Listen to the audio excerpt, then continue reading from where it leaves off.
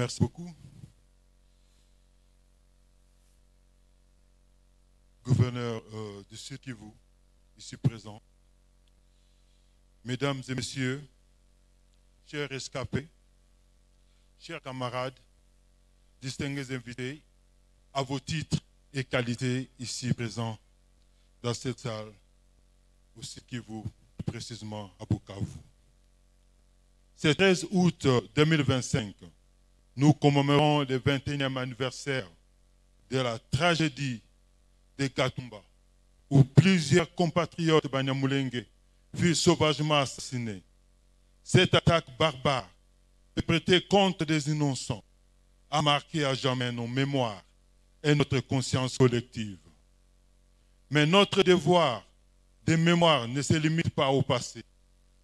Aujourd'hui, nos compatriotes Banyamulenge endurent une situation humaine tragique. Massacres répétés, villages incendiés, bétail volé, déplacements forcés et persécutions incessantes. Comme à Gatumba, des hommes, des femmes, des enfants sont tués pour les faciès.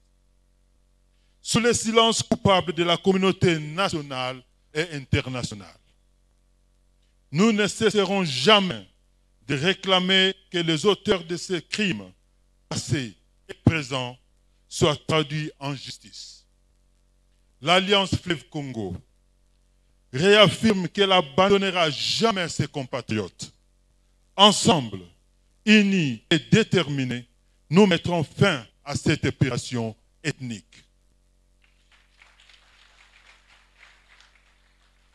Cette épuration qui vise à effacer notre peuple.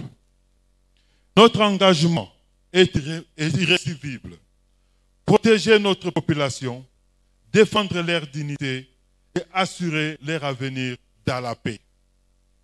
À présent, chers amis, chers compatriotes, je sais que nous avons déjà tenu une minute de silence, mais je vous invite à vous lever pour observer une minute de silence en mémoire de nos compatriotes tombés en Gatumba, de ceux qui chaque jour sont assassinés par les forces coalisées du régime de Kinshasa et de nos héros de la révolution qui ont donné leur vie pour notre liberté.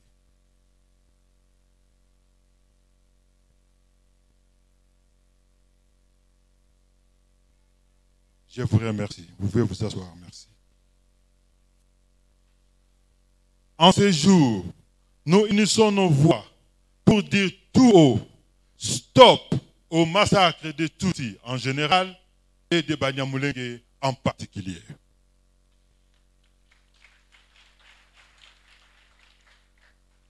Que la mémoire des martyrs d'Ngatuba et de toutes les victimes d'épuration ethnique guide nos pas vers un avenir de paix, de dignité et de fraternité. Reposez en paix, nous ne vous oublierons jamais. Je vous remercie.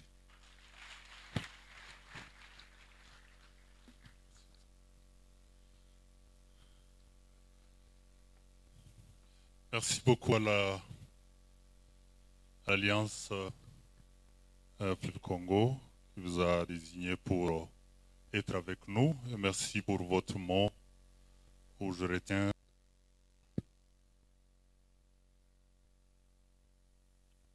Monsieur le département des médias et des communications, représentant du coordonnateur politique de l'AF 123, Monsieur le porte-parole de l'ARC, représentant du coordonnateur militaire,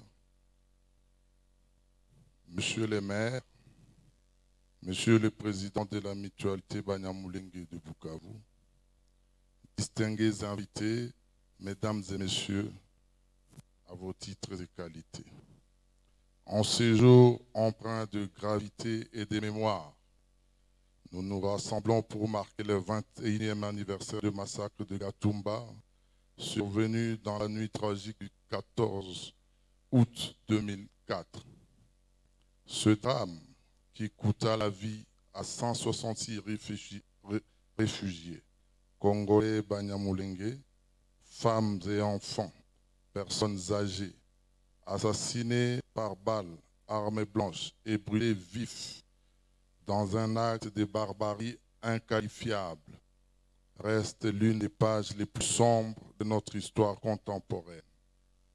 Plus de 100 survivants furent grièvement blessés, portant à jamais dans leur chair et leur mémoire les stigmates de cette nuit d'horreur.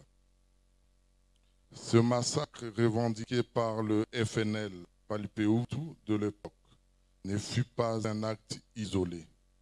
Il s'inscrit dans un contexte plus large de violences ciblées, de stigmatisation et de discrimination que continue de subir la communauté Banyamulenge, en particulier dans les hauts plateaux et moyens plateaux de Fizi, Uvira et Mwenga.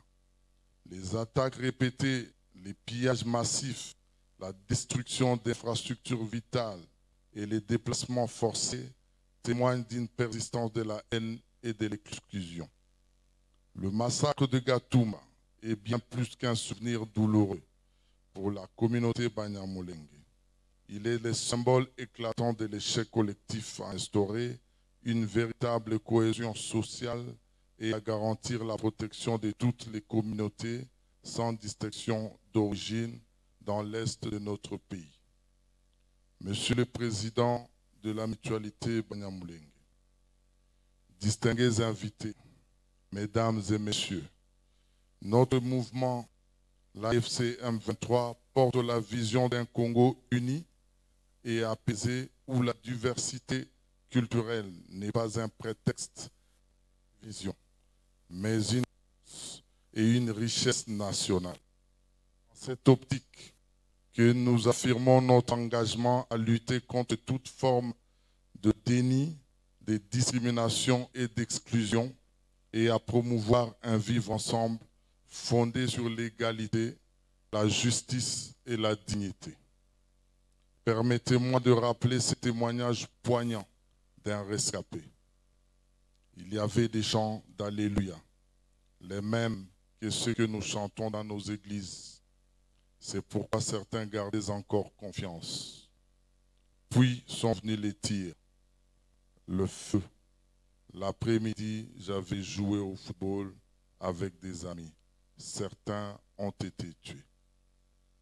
Que ces chants d'Alléluia résonnent aujourd'hui dans nos cœurs, non comme un écho de désespoir, mais comme un hymne à la mémoire, à la résilience et à l'espérance. La cohésion sociale à laquelle nous aspirons ne pourra devenir réalité que si nous embrassons pleinement les valeurs du pardon, de l'acceptation de l'autre et de la célébration de nos différences. Comme le rappelle l'Évangile selon Saint Jean 13, verset 13-35, c'est à cela que tous reconnaîtront que vous êtes mes disciples, si vous avez de l'amour les uns pour les autres. Le sang versé à Gatumba nous appelle à l'action. Il nous rappelle que l'impunité d'hier nourrit les violences d'aujourd'hui. C'est pourquoi nous exigeons que la justice soit rendue, que les auteurs et les instigateurs de ces crimes soient traduits devant les juridictions compétentes et que cesse définitivement toute politique de haine et d'exclusion dans notre pays.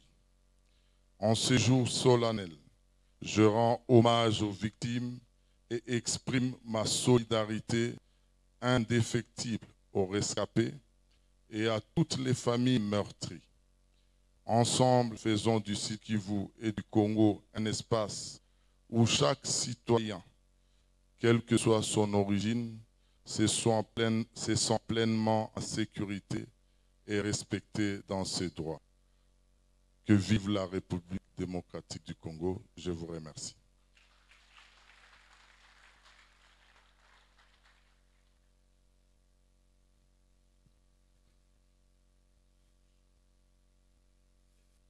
Asante sana kwa liwali wa jimbo.